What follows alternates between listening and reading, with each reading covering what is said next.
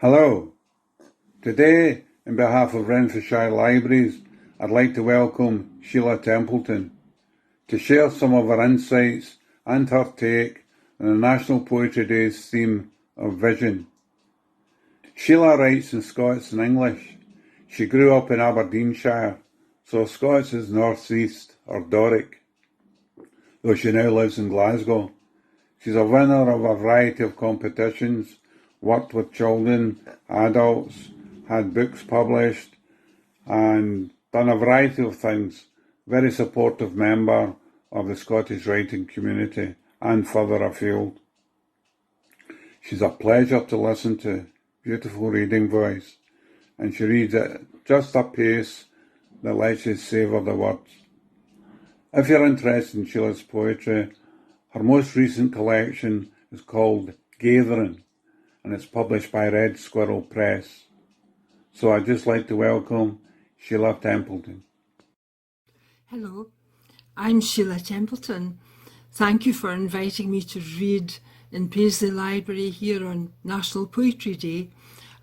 Sorry we can't be here in person, but that's just the way it is. This year's theme for National Poetry Day is vision, and the vision that I'm thinking about in the poems I'm going to read is really the vision of looking backwards into childhood. Both of these poems are about a time in my life when we went to live right by the side of the railway line on Rannoch Moor, about a mile south of Carrower Junction. My dad was in charge of a group of maintenance workers on the railway line. So both of these poems are from that time, starting with childhood memories and then sort of going somewhere slightly different. I guess that's the vision that a poem takes, that's its direction. This first poem is called Gaps. So it's about gaps in memory. None of our memories are exactly without gaps. Gaps. A creased photograph, black and white.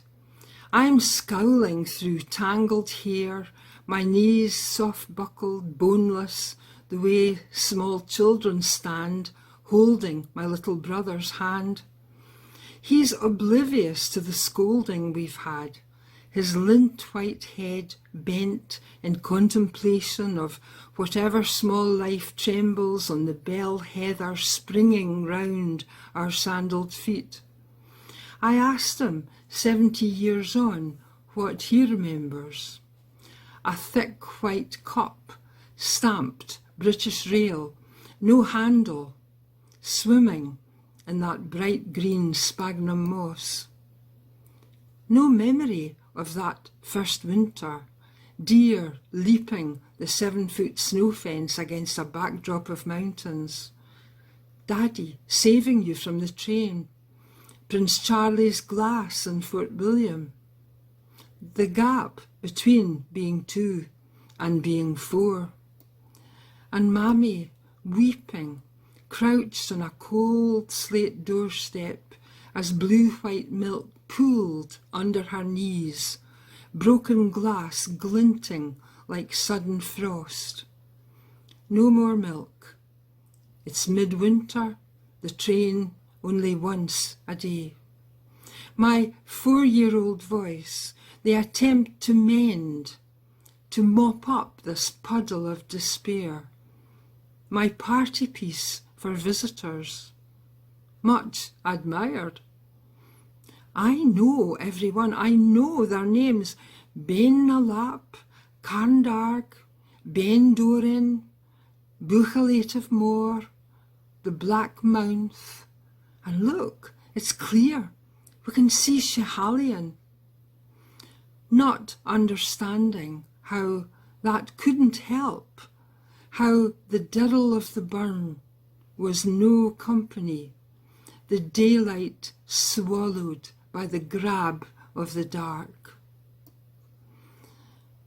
So my vision, my direction there with that poem was about going back into childhood memory and seeing where it would take me. I don't think I ever thought when I was 3 or 4 years old why my mother was crying. But now as an adult, looking back, thinking of a young woman taken to live in a really quite desolate and certainly incredibly lonely place must have been very difficult. Here's another poem from that time, a more cheerful poem, really all about a small girl being astonished at how much her father knew, how he seemed to know absolutely the answer to everything. Priming the pump. It squatted by the railway fence round our garden, as if heaved up from iron roots, sturdy, pot-bellied shape, curved spout, long handle. Cart up and doon, gie it a' you've got. And I stretched my 4-year-old arms to the sky, jumped, hung on, yanked, pulled, up and down. Nothing. No arc of clear water, no gush of sparkles, until my father poured a cup of water into its ready mouth. Gie it another go. And this time, and maybe he helped too, water stuttered, then flowed, stream upon stream, filling the 2 white enamel pails and the big jugs. Our water supply for the day. Magic, clear magic. Just like the filler which never filled each evening as darkness dropped, guiding paraffin into fat brass lamps. He never told me it was called a funnel, my father. This God who caused water to flow upwards, paraffin to disappear into gluggy mystery.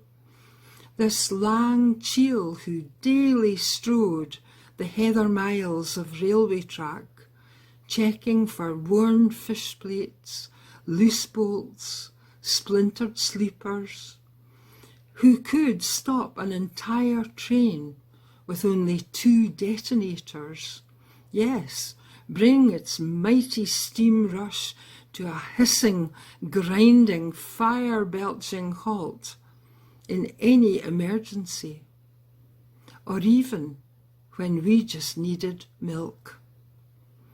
Thank you.